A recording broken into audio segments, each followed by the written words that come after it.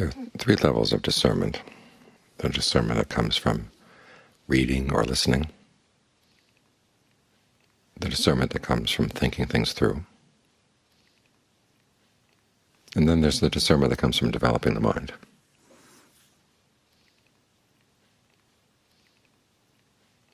And these grow progressively. In other words, certain things you learn just by listening and reading. In other words, there's that piece of information.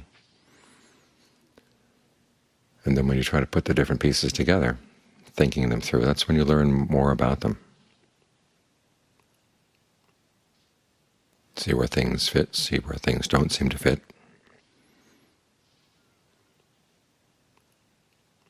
But then the issues don't get resolved until you actually try to develop the mind. That's where the real discernment comes from.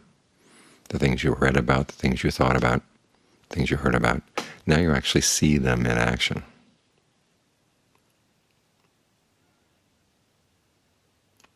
And when seeing them in action is when you really can do something about them. Up to that point, they're just ideas. The Ajahns give the analogy that meditation is like cooking the mind. You think about making scrambled eggs. You can read certain things about making scrambled eggs ahead of time, like the fact that you don't want to make the heat too high, otherwise the eggs will turn into rubber. So you put it over very low heat, and you start stirring and stirring and stirring, and nothing seems to happen. And you may want to speed up the process, thinking only if you knew more about eggs or could theorize more about it, the eggs will cook more quickly, but they don't. Of course, if you turn up the heat to make them go more quickly, you ruin the eggs. But as you stir and stir and stir, then finally begin to realize, okay, something is coagulating on the bottom of the pan. And you begin to see, okay, this is what they were talking about.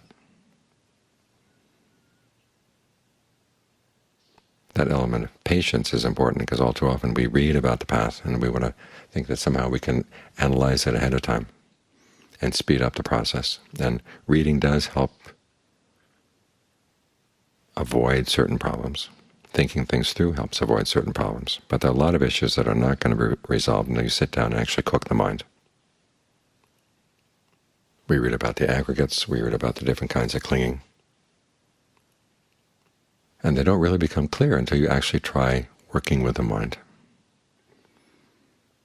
And then the activity of the different aggregates begins to separate out. You see very clearly this is what form is, and this is what feelings are, and this is what perceptions are, and this is what fabrications are, and this is what consciousness is. And as they separate out, then you get a better sense of where you're holding on to them and what you can do to let go. And John Lee's analogy is taking a rock and throwing it into a smelter. And as you put the heat on, in other words, the heat of the practice, first the tin comes out, then the lead, then the zinc, then the silver, then the gold. As the heat gets higher and higher, you hit the melting points of the different metals. They separate out on their own. So a lot of the analysis we do ahead of time can be helpful sometimes, but if you really want to see what the Buddha is talking about, you've got to sit down and basically sit where he was sitting. He was sitting here watching his breath, doing his best to get the mind into concentration. And in the process of doing that, things came up in the mind. First you began to notice there were skillful thoughts and unskillful thoughts. The thoughts that were conducive to concentration and the ones that were not. And you have to deal with them differently. But as for which defilement you deal with first, or which issue in the body or issue in the mind you're going to deal with first, that depends a lot on your own karma.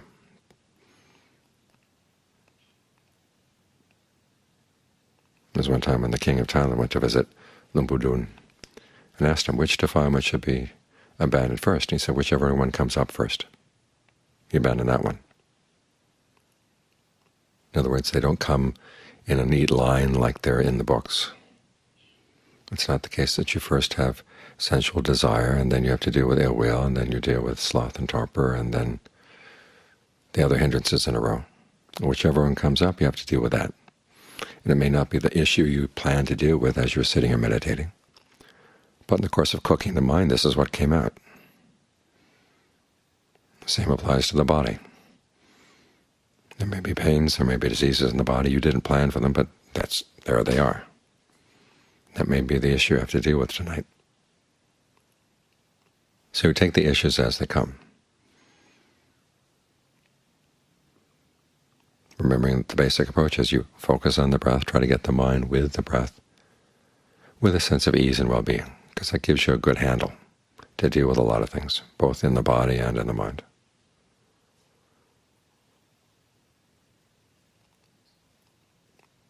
When I was in France last month, I was being interviewed, and the interviewer asked me, well, this thing about always trying to be skillful in your actions, can't you just sit and watch for a while? And I said, well, sometimes that is the skillful action, to sit and watch. But also when you're sitting and watching, you need a good foundation.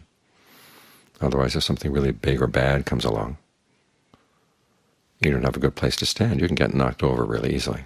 So your awareness of the breath, with a sense that the two of them fit together, that's your basic stance. That's the basic principle of the skill we're developing here, as John Fuang would say.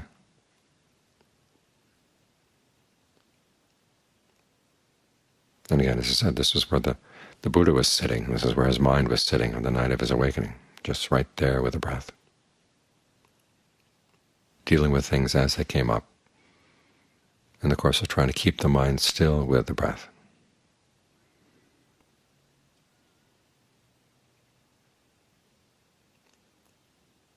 So this requires a fair amount of patience, because things will come up that you, as I said, don't particularly plan on or don't really want to face, but these are the issues that come up. Now with some issues you realize it's a bigger issue than I can handle right now, and so you find some way of pushing it off to the side a bit. In other words, unentangle yourself as best you can in the present moment and file it away for later, when the mind is stronger.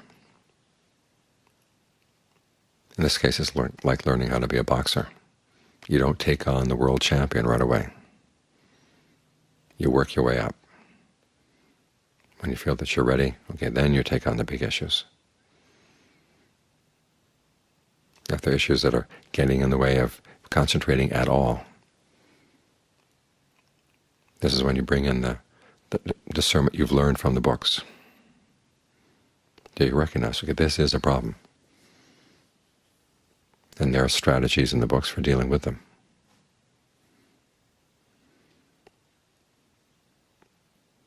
And sometimes you find the strategies work, and sometimes they don't. And the question is, did you understand the strategy, or maybe the problem isn't quite what you thought?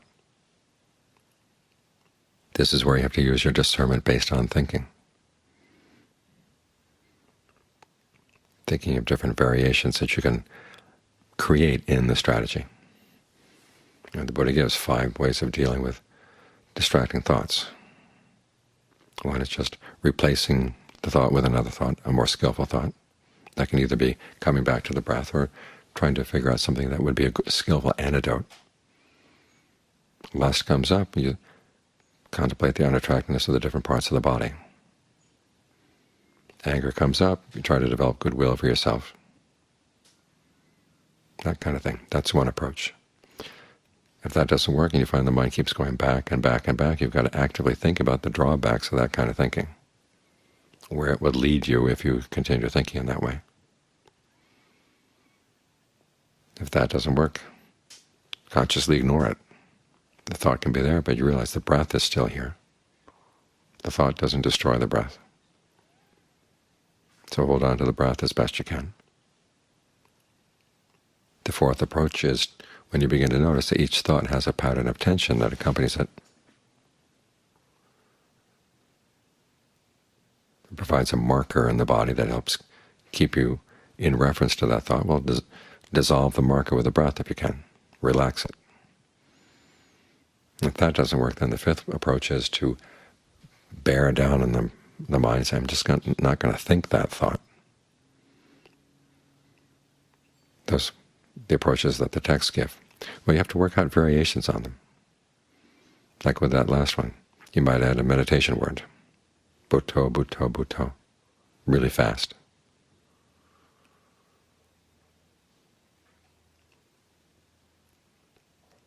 When you think about the drawbacks of thought, it might not necessarily be the drawbacks of what kind of activity it's going to lead to. You might think about, if this thought were a movie, would I pay to watch it?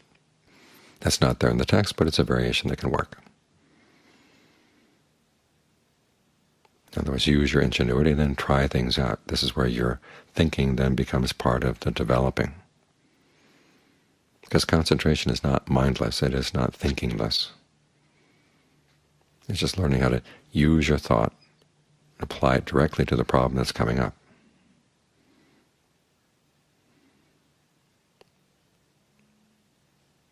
If the problem's with your body, your health is not what you want, okay, ask yourself, where in the body is there a part that I can make comfortable?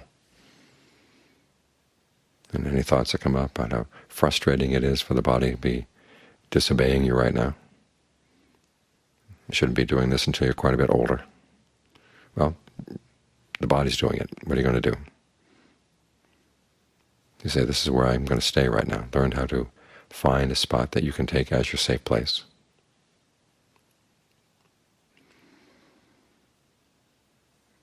And then see what you can do with the breath that would actually alleviate the problem. You may not be able to solve it, but at least you can make it not such a burden on the mind. And then remember all the things that they say about how we're lucky that we have this moment to practice. And keep focusing on this moment, this moment. As for the moments in the past, and John Lee's images of a person out plowing a field, and the dirt falls off the plow, and you gather up the dirt and you put it in a bag. And of course, that's going to weigh you down. Or if you think about how much more dirt there is that you have to plow ahead of time, that thought gets you depressed. You just focus on what you're doing, what you're doing, what you're doing. That lightens a lot of the burdens right there. So this discernment that comes from developing. A lot of times you find yourself having to develop qualities or deal with problems that you didn't expect. They weren't there in the books, or at least they weren't there in your plan for the practice.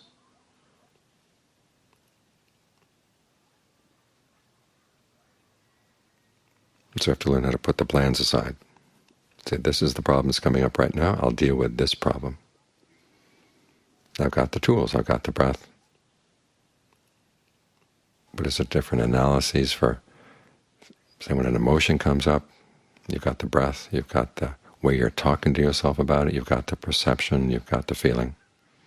Analyze it in those terms. Okay, and it's usually the perception that's a problem. What's the underlying perception that's causing the fear or the anger or the aversion or the greed or whatever, or the lust that keeps you wanting to come back to it even though you know the drawbacks?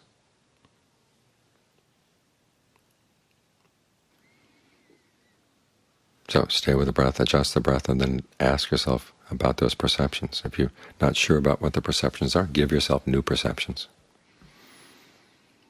And if an old perception is lodged pretty heavily in the mind and you have some heavy investment in it, it'll start coming out to defend itself.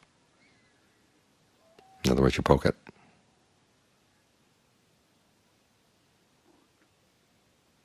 Try a new perception and see how the mind objects. At the contemplation of the parts of the body. A lot of people object to that contemplation. Okay, and the issue is what inside you is objecting. What does not want to see the unattractive side of the body.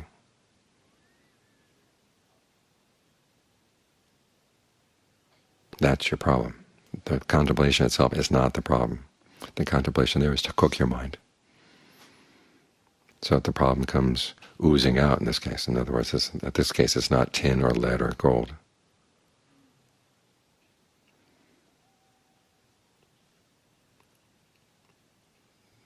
The defilements come oozing out as well when you hit their melting point.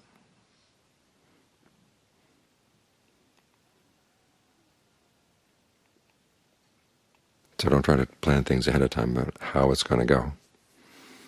You apply the basic technique, and then you cook the mind with it. And the good and bad things, they'll come out.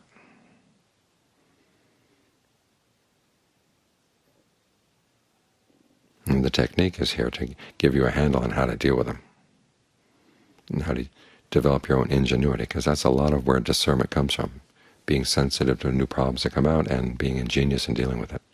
It's not just a matter of applying the Buddhist categories of the five categories of the different, the five aggregates of the different kinds of clinging there in the background.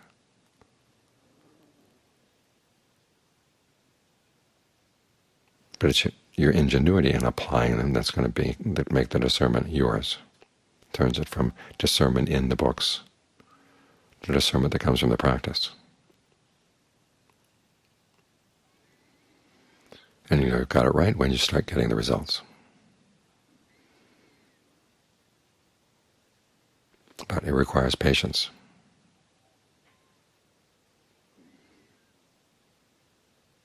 Because a lot of the unskillful things in the mind, they know how to hide out.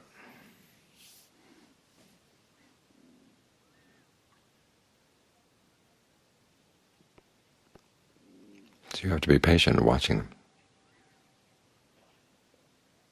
because they will have to show themselves. But if you're not patient enough, the time when they show themselves, you've gone on to something else. So watch patiently. Apply just the right amount of heat.